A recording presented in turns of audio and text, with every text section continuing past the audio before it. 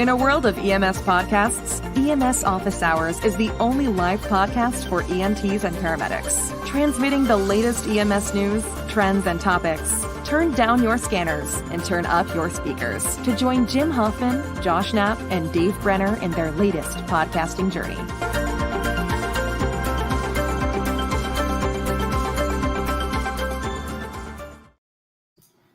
All righty. Well, welcome to EMS Office Hours. As always, I am Jim Hoffman. And I'm Josh Knapp. And I'm Dave Brenner. A little bit of an impromptu get together today. I didn't have a chance to kind of get this out on social media too much before the live show. But that's all right. We'll get some people dripping in here, I guess. Somebody's already in the live views. Whoever you are, welcome. Feel free to comment and leave a suggestion or something you want to talk about with us. So I don't know, guys. A couple of things came to mind thinking about the show today, and one of them is we had talked a little bit about on the last show about the EMT that walked into the house and didn't really give any care to that person, and he died and stuff. And then it seems as if now, because it's, I don't know, maybe because it's more in the public eye, that we're getting a lot more of these instances popping up where the videos are showing of, EMTs and first responders sort of not doing anything for patients. You get the one guy that was assaulted by the police, and he ended up dying, and they said EMS was on scene. They weren't tending to him. There's another incident, somebody else again who they didn't perform any care apparently, and put him face down in the stretcher, and he ended up dying as well. And a lot of these providers are getting suspended or fired, pending investigations or whatnot. There's even a thing I just saw in North Carolina where they responded to a call and EMS wasn't dispatched because it was a low priority sort of call or whatever. And then it took the fire department on scene a while to get EMS there. Something like, I don't know, something like 19 minutes or something like that. And there was a negative outcome for that patient as well, and I think there's a lot of different things that are coming into play with all of this stuff, where it's some of it is the providers themselves, not taking action, the culture that we have of, I don't know, of just sort of, not rocking the boat, when you've got something going on, like, you go on a scene like where the police have somebody in custody, and there's always like this sort of, you kind of take a step back, and PD is almost running the show, giving you the okay to assess the patient. And sometimes I think, we need to get away from letting them run the show when it comes to stuff like that, because if it ends up coming out where there's a negative outcome for the patient, who are they going to look at? They're going to look at the healthcare providers that were there not doing something when they should have, where I think a lot of times, we get on scenes like that and we kind of just take a step back and, oh, he's over there, he's handcuffed or whatever. And pretty much that's the end of it. But I think that a lot of times we end up not taking action because we're trying to just not rock the boat on scene, not have more issues come into play. But when we don't take action, then we end up opening ourselves up, because then when something negative happens, they're looking at us. And I hate to break it to people, but nobody is going to come up and, defend us for not doing something on the scene because we were trying to get along. You know what I mean? So I have a question, Dave. Jim. What the heck did I do? Hey, Jim. I have a question for both of you. Have you ever been on a scene with multiple casualties? We could call it minor, not well, even I won't put a degree of urgency on it, but where you had where you had to triage, and you looked and you saw, let's say, a police officer or a bystander or somebody hurt had a minor injury, and the person under under arrest has something major, something more than minor, triaged that this person should go to the hospital, yet the police on scene or the other people in charge on scene are trying to direct you to triage the good guys first. Yeah. How do you, I mean, I know how I react to that, but I can be, I can be grating when it's not the right way. Well, that's what I was trying to say. That's what I was trying to say just now. It's like when you get on these calls and you're sort of in this position of, you don't want to get on the bad side of the police, because you work with them every day, you see them every day, and at the same time, you know when you look at a patient, like you said, Josh, that just your scene size up, you can see that somebody needs more attention than what they're getting. So yeah, I've been in that position hundreds of times. I mean, look, when you first start out and you've basically been told to shut up and just watch what everybody else does. That's certainly that's not necessarily a bad thing.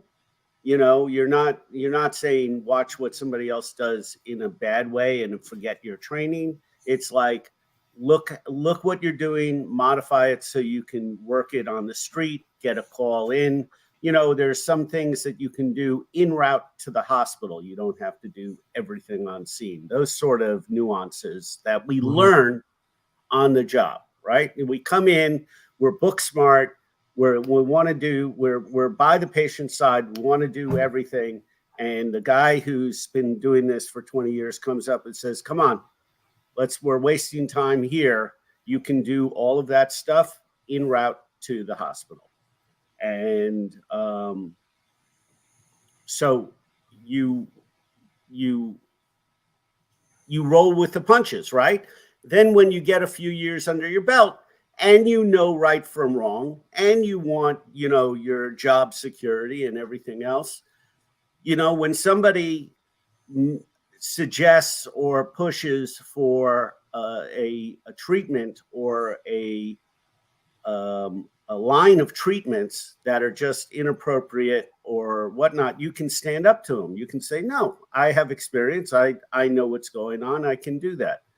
Now let's flip that into these situations where very tense, you have multiple services on scene, you have multiple bosses telling you what to do, and you still have to stick to your training and your protocols. It becomes much harder. A senior person could stand up to it. A junior person may be less likely. So, but the junior person is getting caught up and so, in these situations. And the moral of the story is basically, you don't have the leeway you used to have. The leeway you used to have is like a stop sign at a four-way intersection on a lonely block in the middle of the night. So you sort of roll through it and you keep on going. There's not going to be a cop there. There's no real penalties to that. By protocol, should you have stopped at the stop sign? Absolutely. But you can fudge your way through it, so to speak. When we were under less scrutiny, under 24-hour surveillance, there were times that people could miss a protocol, miss something, and still catch up and not get into trouble for it.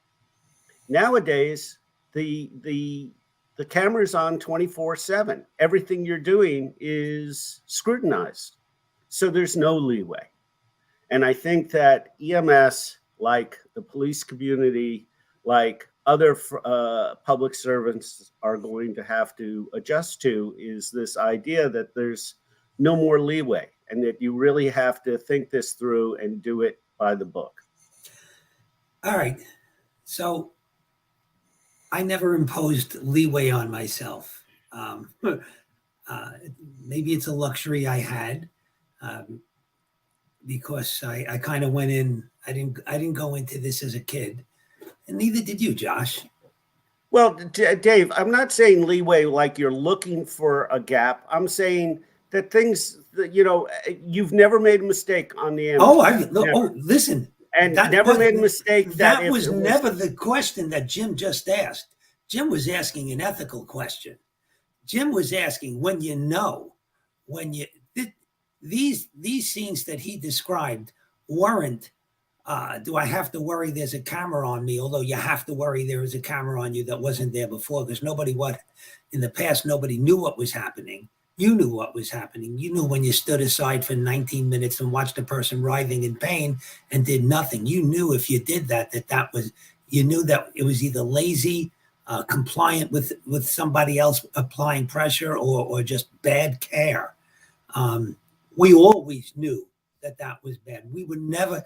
None of us were ever trained after the scene was safe to stand around for 19 minutes and stare at a person who needs care. I think, am I misinterpreting your question, Jim? No, I think it's that's about what I'm trying to ask. Yeah, I think Josh's input is important too. I think it is because you kind of also you do have that element, especially when you're newer. You don't have, what I like to call that cash, that CACHE cash with other providers, where you can say, hey, listen, I've been around the block. I know what needs to be done here, guys. So you might get pissed off at me, but I'm going to go take care of this person over here. You know what I mean? I'm not listening to your supervisor who wants me to go take care of the finger injury because he's a cop, but I got to take care of the guy who's got who's got a head injury. I think there are multiple issues. One is that not all scenes that we show up on where a person is hurt, under arrest, has had an altercation with police. Are the police wrong? That's not always. Sometimes, I would like to think most of the time when that happens, it's because the police had to do something. They did it. Somebody got hurt. It could have been a police officer. It could have been a perpetrator. Somebody doing something bad, and maybe they both got hurt. But we have. How many times have you guys been called to a motor vehicle crash? Police or ambulance or fire truck involved, and you get there, and there's a tendency to go to the areas that have lights on top of them, as opposed. By the way, if it was with a fire truck, the person that was involved in a crash with a fire truck is in way worse condition. You can hit a fire truck. That might not be a good example, Dave. That's not a good comparison. But the idea is that almost like moths were attracted to the flashing lights. And I'm not talking about it just because they're flashing lights, but because they're generally people that we respond with. But we have to do what we're trained to do. I try to do what I'm trained to do. And you're right, Josh, it gets much easier as we have more experience, much easier. And I'm going to, as a person who gets to regularly work with the same police officers, right? I think we have a great, and you've heard me say this before, I think we have a great working relationship with our police officers. Part of it might be that in the county where I work, every police officer, in order to become a police officer, had to become an EMT. So that may have something to do with it. Not that I've never seen circumstances as you've described, Jim. And sometimes I'm the first on scene with somebody who perhaps is agitated. And I've had police show up back when we first started having concern about this stuff. And I said to them, hey, I said, we're not rough handling this guy. And they looked at me and I said, yeah, back when they first, I don't want to go down the rabbit hole of agitated delirium. But at the time that we really started to talk about it, um, from a medical point of view, even the police got updated on it at some point. And I said, "This is it, guys. We're not we're not going to lie on top of this person. We're not going to handcuff them face down." I said, "We're going to treat this person," and it has tended to work. Once you get them going in the right direction, the police officers I work with have been and doing a great job. And I even want to say sometimes when I get there, they're way in the right direction. So that's my experience with the police officers that I work with here in recent years. I've been here. I've been doing the EMS thing officially since '79. So there's a lot of years, and I've seen a lot of people come through. But I think we can't back off when we see people that are hurt and need our care. And you have to make a decision if multiple people are hurt, and some of them are police officers, or some of them are our colleagues, on the ambulance, or good guys. I once responded to a scene where the medic with me said to me, "I can't help this person," because the person was known to us because we had actually been there the day before as a child abuser. And I said, "I got this. You go take care of somebody else." I said, "I got this." And, you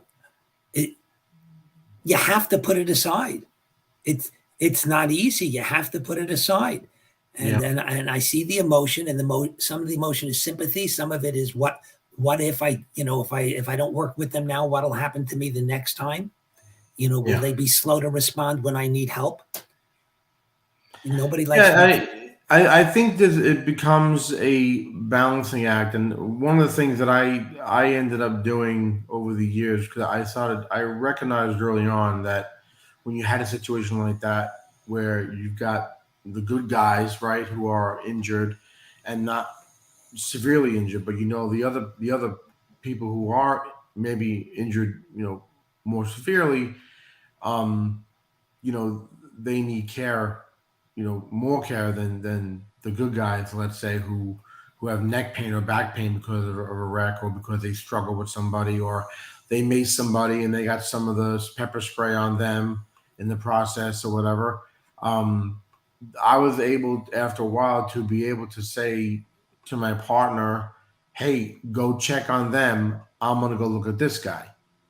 So that this way everybody's getting care. And if there was any kind of emergency that was going on with the person that might be in custody, or, something like that, it was able to be addressed, right off. It wasn't like anybody was being ignored in the process, We lost Dave. Yeah, he'll be back, I'm sure. Yeah. But that's something that I think, like you were talking about, Josh, comes with that experience, right? It comes with the experience of knowing, how to run a scene. It comes with experience of knowing, the people that you're working with. I think you can come at this in a lot of different ways. And some of it is because I've seen comments on some of these instances where the people have talked about the EMTs or paramedics that have been involved in this, saying, "This is a great paramedic. He taught me so much throughout my career. He's never done anything wrong. I don't understand why this would happen." And you're getting just this one snapshot of this EMT, this paramedic now, who might have been tired that day, who might have been getting hammered all day long, who's dealt with this person several times. Who knows what the case is. But then you get this is the one that from the third party, the Monday morning, quarterback type thing. You're getting that one little snapshot on a video of them not rushing to the side of this person and administering, this care and stuff.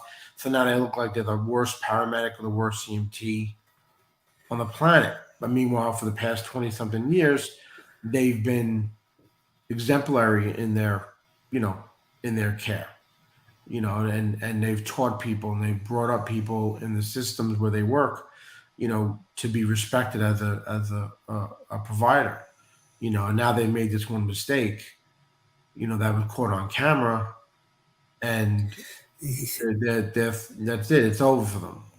It's the magnitude of the mistake. Well, yeah, I mean It's not that's just the one thing. mistake. But Josh, now, to answer now, your question, I obviously- made a ton of mistakes.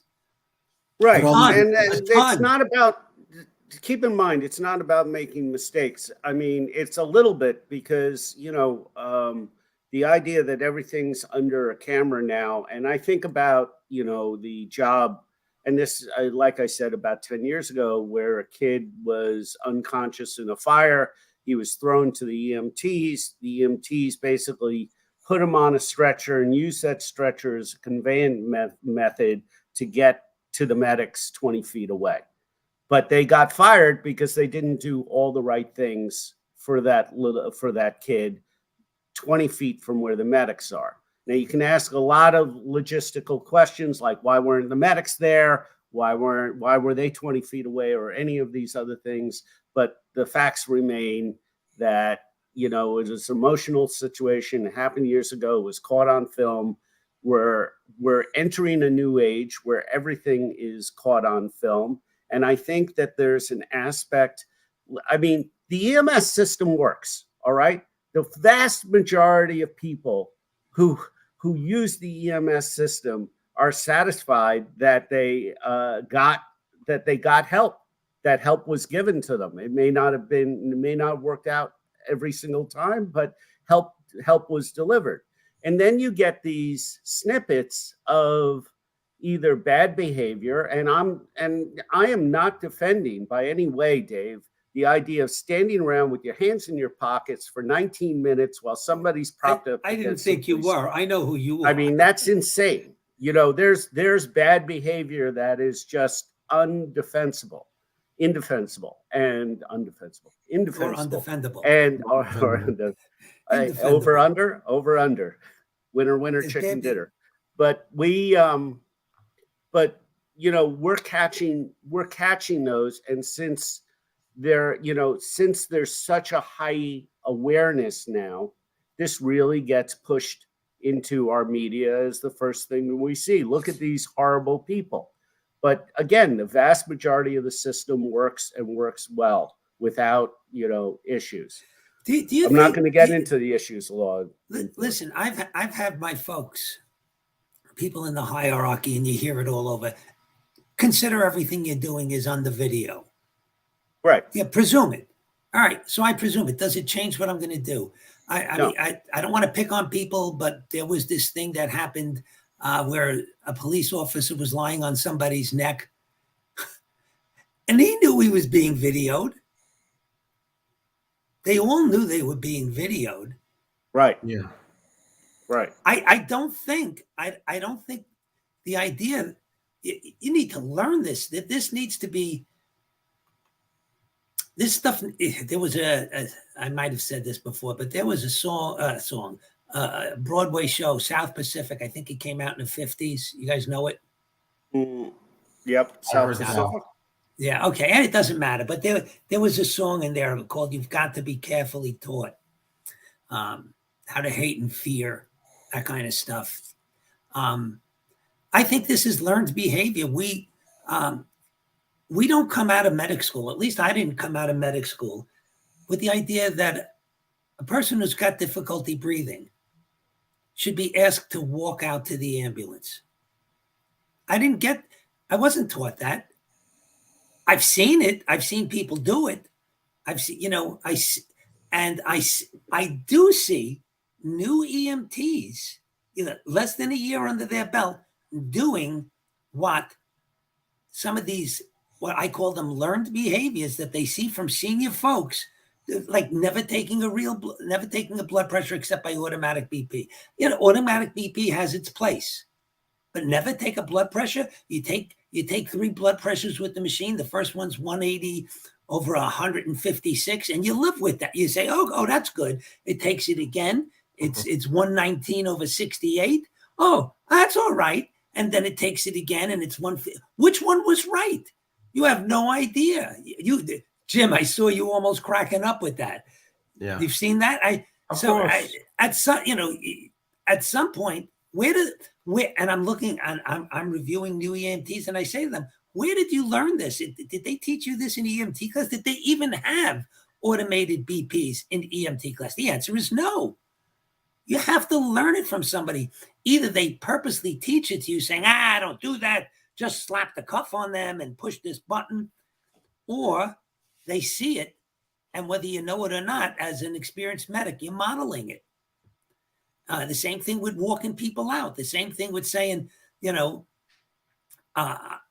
too heavy for me. I'm not going to lift them. If they're too heavy for you, call for help. If they need to be lifted, call for help. Yeah. Or you get there and the person's a little uncomfortable and you convince them not to go to the hospital, and then you write it down as no patient found. I've seen that.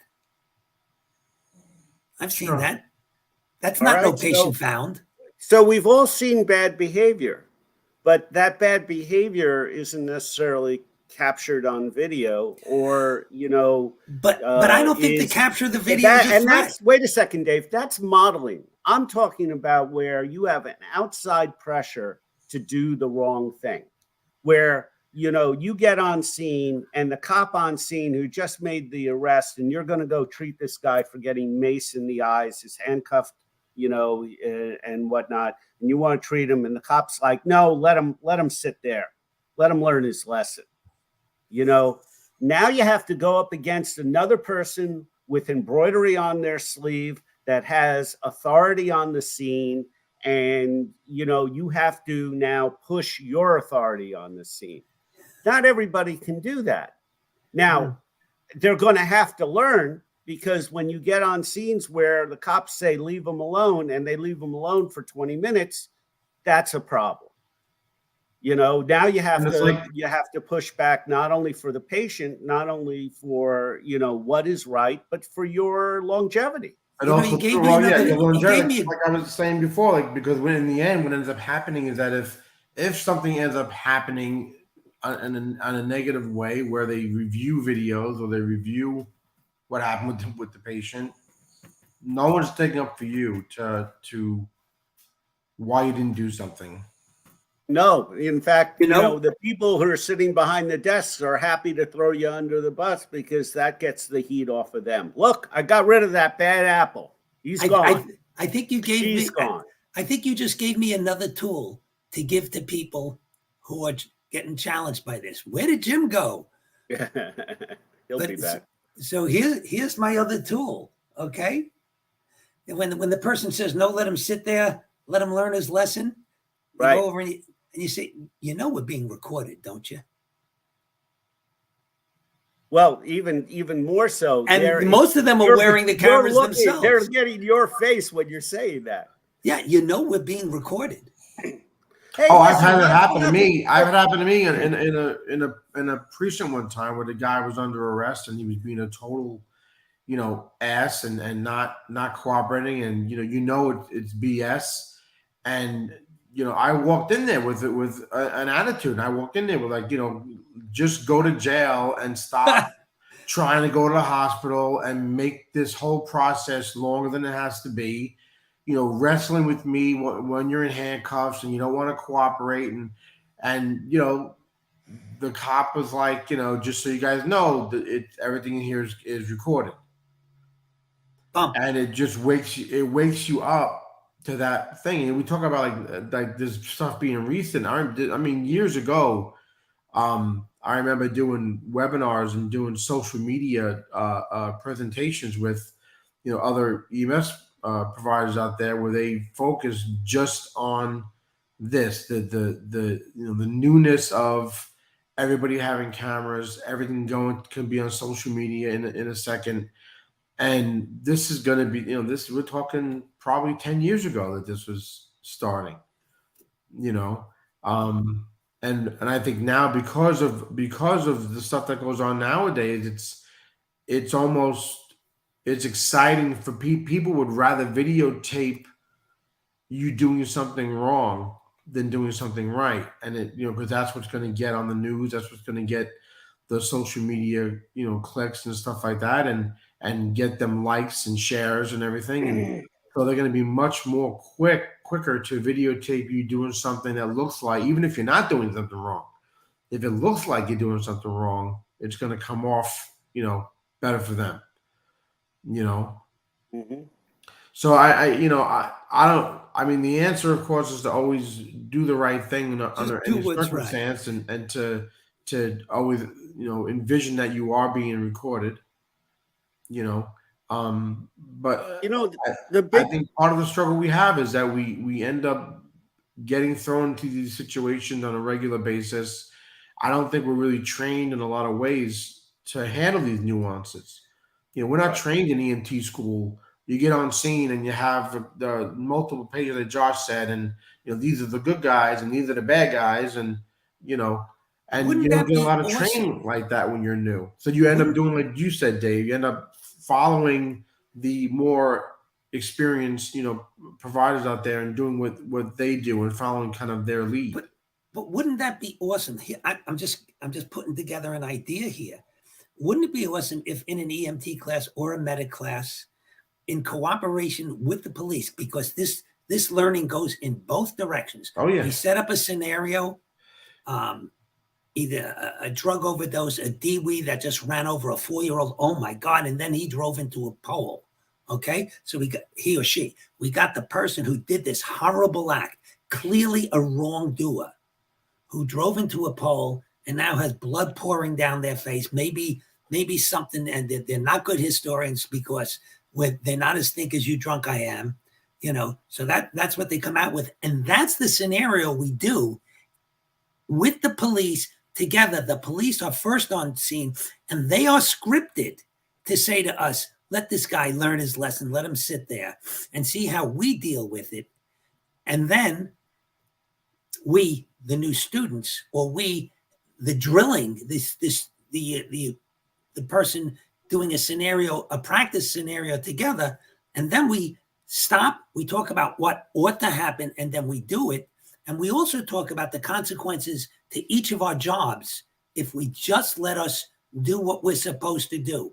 They mesh together. We don't interfere with jobs. If the police have somebody under arrest or somebody's done something wrong and we're taking care of them, their jobs are fine. Their job is not the punisher, but you have to look into why people go into the jobs that they do and what effect it may have. Listen, the police officer might have had a brother that was killed by a drunk driver when they were 6 years old. yeah. Yeah. So, I mean, so could the EMT. We can all come in. We all come in carrying some sort of luggage. But I think what an opportunity to drill this together and maybe do it in front of big groups of people to get the word out there, how we need to work together, how we need to not interfere with each other's jobs, and how this helps all of us. Yeah. You know what? I think I'm going down that route.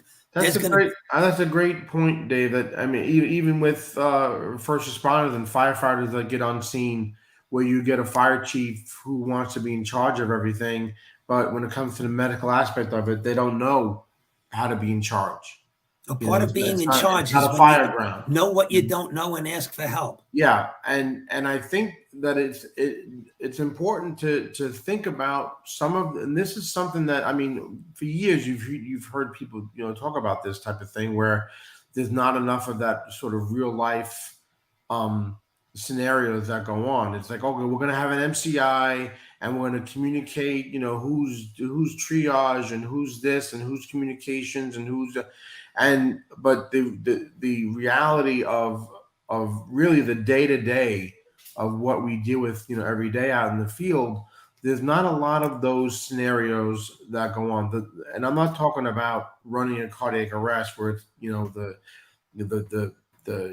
documenting, who's doing compressions, who's in charge of rotating. And I'm not talking about that type of thing. I'm talking about the thing that we're talking about here, where you have these situations that we come in contact with that end up, if not handled correctly, ending people's careers, having bad outcomes for patients because we weren't trained in those scenarios where this is how, and why we do something on a scene. Sometimes it's not understood by the other agencies why we do something or why we don't do something, and vice versa. Same thing with them, right? I didn't have a lot of crime scene, training when I was in EMT and paramedic school, and then there was times I ended up on crime scenes and the cops like, don't go in there because it's a crime scene, you know. So you have these situations, I think, where we're not trained in the real life day to day of what it is to be, an EMT or a paramedic, and then we end up, um, you know, copying people who've been doing it for a while and thinking, no, that's the way that we should be doing it. We need to do the automatic B cuff or automatic BP cuff because that's what everybody's doing. I don't need to take a real blood pressure, uh, stuff. We need to walk this person to the ambulance because, to ambulate before carry, stuff like that. And that is is that the ABC? Yeah. Oh, and then, I never heard that. Yeah, and but this is the thing though, right? It's never to listen. It's cool to say, hey, ambulate before carry. This guy's 40 years old. I doubt he's having a heart attack. Let's just get him out to the ambulance type thing. But then there's never really the sort of sit down and understand why you shouldn't do it. As sort of the bigger picture, of those situations, and it's hard. It's a hard situation. I mean, I remember when I was fairly new in EMS, and there was an EMT that just started, and they put them with an experienced medic who was like a great medic. He could do everything ALS wise. He knew how to operate on scenes. He knew how to, but he was a scout. And this brand new EMT was picking up on all of the bad habits, So no matter how good he was with identifying what was going on with the patient, how to run a scene, how to do this, how to do that, they were picking up more of, how to get out of the abdominal pain call and how to hold my signal and, all this type of stuff, how to go out of service for just enough time so I can get something to eat type thing.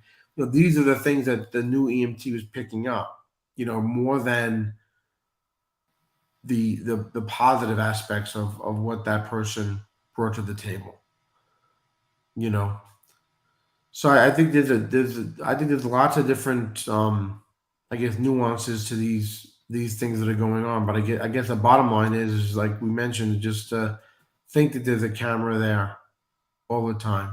And I one of the hate things that. is, like Dave said, Josh, is you have to say to yourself, listen, when you've waited too long to do something, when you didn't treat somebody, and after the fact you're like, I should have probably done this or I should have done that. You kind of realize it, and most of the time it's like, I forget the phrase, but it's like if you're, if you think you're doing it wrong, you probably are doing it wrong. Now let me flip this on its ear and ask instead, why do we have a system that in order to quote unquote protect yourself, and I'll put that in the quotes, protect yourself, you have to do the wrong thing. Okay. I was in a system that, we were supposed to sneak lunch at the side.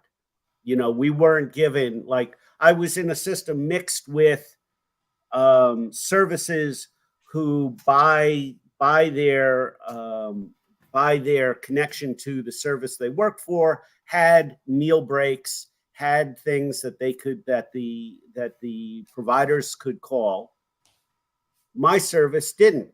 So in order to have a reasonable tour where you were fed, you got to the bathroom and everything else, you needed some of those techniques of that skell medic.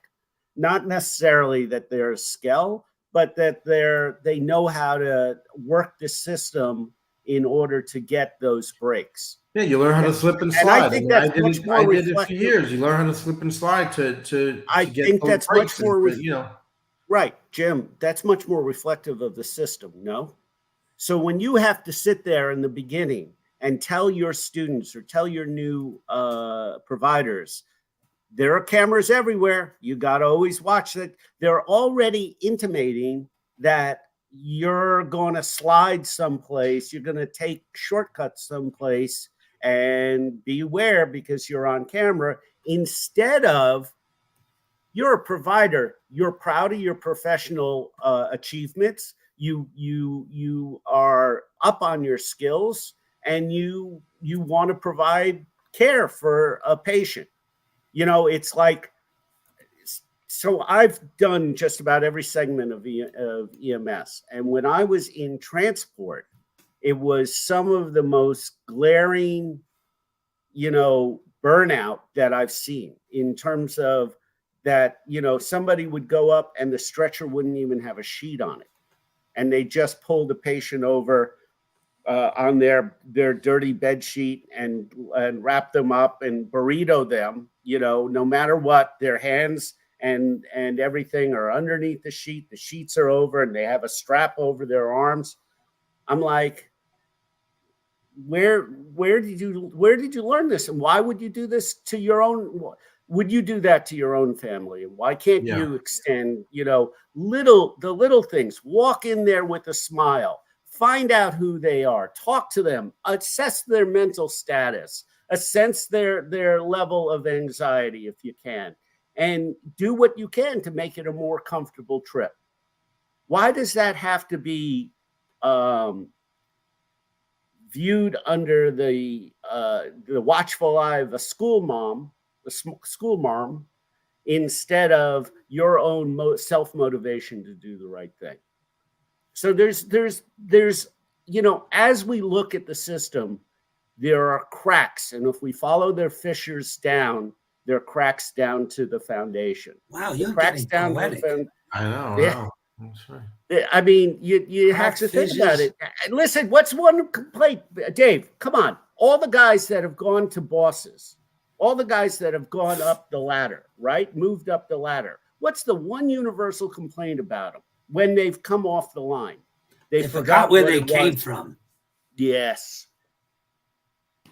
So, I mean, can we turn this around to say, listen, yeah, this is something, and we need to make adjustments, but isn't the bigger problem that there are people out there that are questioning what being a provider is?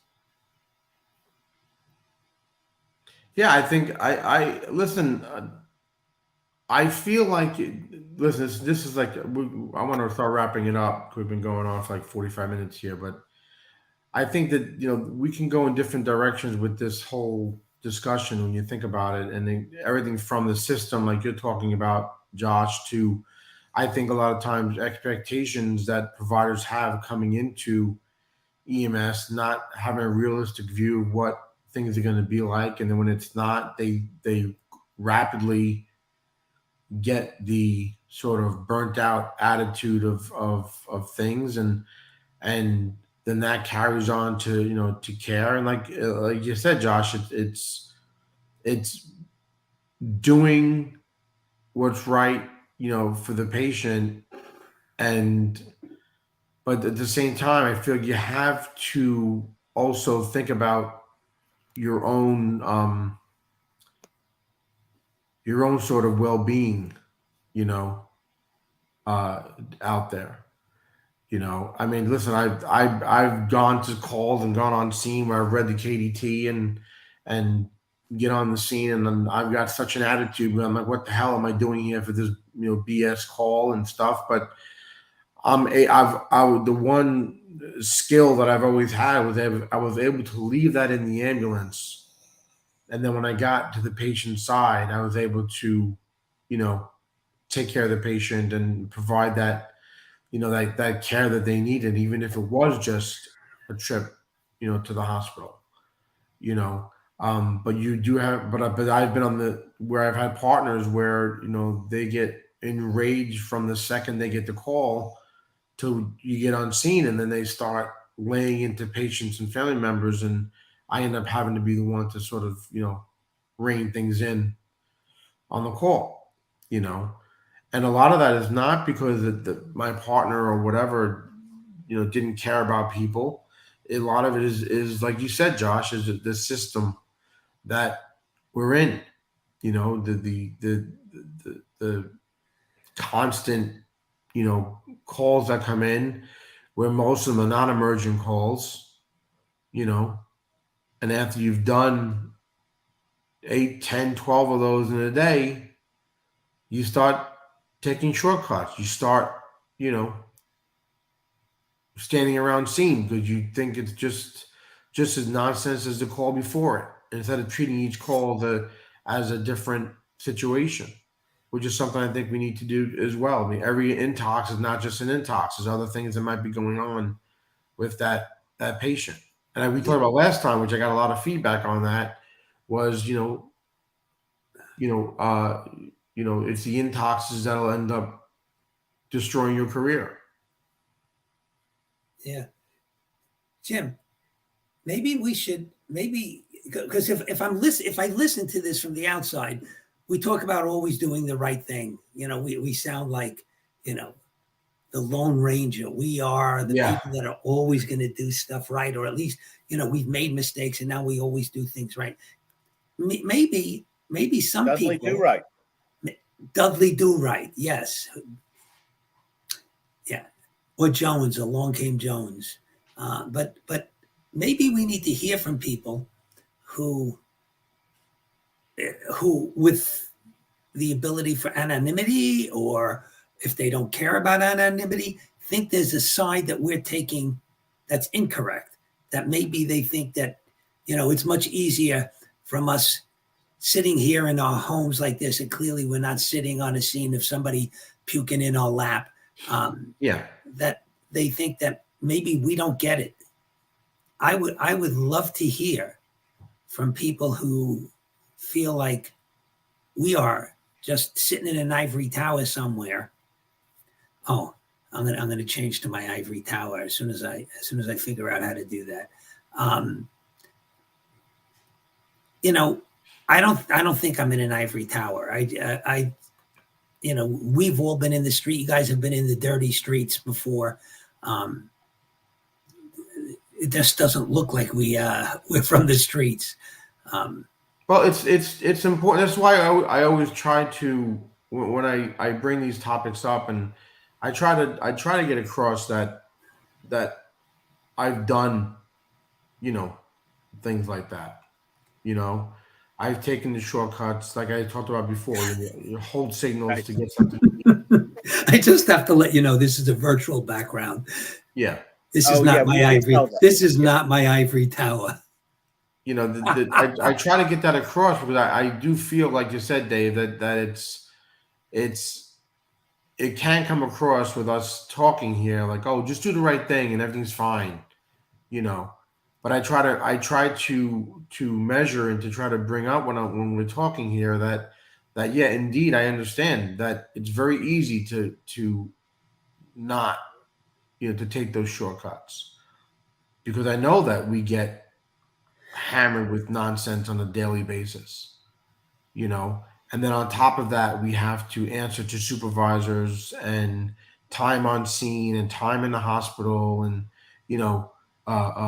time to get in service, and time to, everything is just so measured. Did you forget to cross it to you, Don and I, on that? Yeah, right. On your narrative. So, right. So you have all of that on top of you, in addition to, the person who, maybe resisted arrest and got pepper sprayed, of not rushing to their side the second you get on scene. You know what I mean? So the tendency is to get on scene and kind of figure out what the hell's going on and what's emergent and what's not emergent and stuff like that. But I think we have to, I do feel we have to measure what we're here for people, and there's a limit of standing around and not wanting to,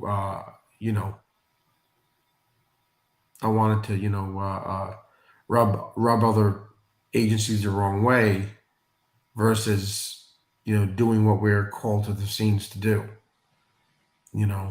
Not cause more problems doing the right thing than, Yeah. problems that you'd get by not doing the right thing. Yeah, exactly. And we circle back to do the right thing. Yeah. Well, listen, let's end it there, guys. There was other thing I wanted to talk about today, but of course, you always get it caught up in one topic, and it's hard to bounce around. But because especially right now, the way that the climate is and what you're seeing, like I said, I've been watching seeing a lot of stuff popping up on these EMS news websites, where you're getting more and more of these incidents happening. So I thought it was important to just kind of go over it a little bit more, and I don't know, figure out why. I don't know why it's happening. Is it the fact that we don't have as many, that people, there's such a shortage of providers out there, and is it a fact that the call volumes are so high, and then that people call 911 for everything? And I just sort of thing, about people having panic attack because they think that they had fentanyl in something that they had, and they they have a panic attack, and then you're getting called for fentanyl overdoses because people think somebody got exposed to it and they touched it, and then they're having an anxiety attack. So there's all these different call types that are fueled by by the news and by media and stuff, and and we end up being sort of getting the brunt of that, and that level of it. So then when you get the calls that are of some of these situations that we've been talking about, you end up not treating it as that emergency, and then it comes back to bite you. So, all right, guys, we're in it there. I'm trying to get over my COVID. Feel better, Jim. All Yeah, I right. hope so. All right, everybody, that's it. As always, I am Jim Hoffman. Josh Knapp. Dave Brenner.